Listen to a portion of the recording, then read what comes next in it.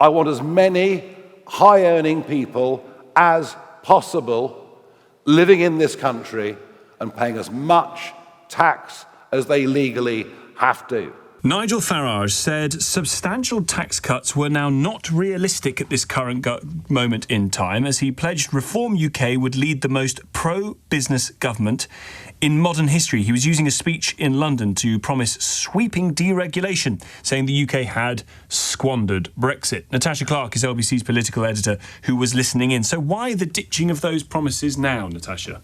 Yeah, good afternoon, Tom. So, as you say, in a surprise to basically no one, Nigel Farage saying that those huge tax cuts just not realistic right now. He basically put a significant chunk of his party's economic policies on ice today. It's all part of a bid to be a serious party on the economy. It's fair to say that so far Reform have focused on immigration, on crime, law and order. The economy, I think, for many people within the Reform Party has felt a little bit of an Achilles heel for them. You've got think tanks saying that their sums just don't add up, and Labour and the Tories attacking them on both left and right. So some even said these economic policies will be worse than Liz Truss for the economy. So that is a narrative that I think he really feels that he has to shake. So the Reform Party leader saying today he is only going to be able to make those tax cuts once he has got the deficit down. He says there'll be some big cuts to PIP anxiety benefits, to public sector pensions. He also said he did want to raise income tax thresholds as promised, but that would only be now to start that process. He was accused of putting a bunch of his policies in the bin. This was his response. I didn't say we couldn't afford tax cuts. I said we couldn't afford huge tax cuts. And I mentioned a couple of tax cuts right at the end that I think are vital to be put in place very, very early. So I would say this to you: we are being mature, we are being sensible, and we are not over-promising.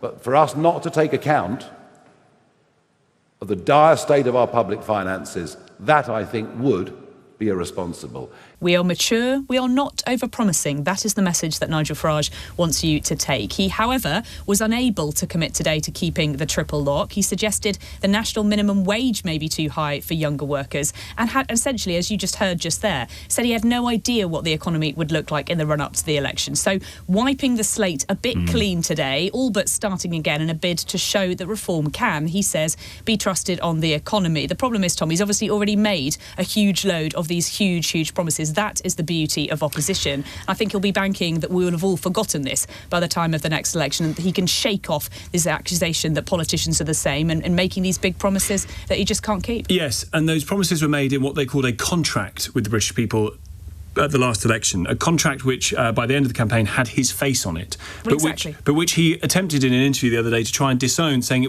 these weren't my promises. Yeah, totally. Well, he's basically saying, well, I wasn't leader at the time. Yes. I came in at the end. I didn't write this manifesto. He obviously had that, famous job switcheroony with Richard Tice at the time. So he's saying this isn't my plan, and now I'm in charge. I'm going to do things differently. Like I say, I think he's banking on the fact that because we are so far out from a general election, we won't remember this in 2 years' time. But I think, you can't just go from essentially making all these big, bold promises, saying you're going to take thousands of people out of tax, £90 billion worth of tax cuts, and then say, well, actually, the economic situation has changed and we can't do what we said we were going to do. It's just going to make people think that Reform are just like every other party. And I wonder, Tom, if it's going to hit him and Reform in the polls too. Yes.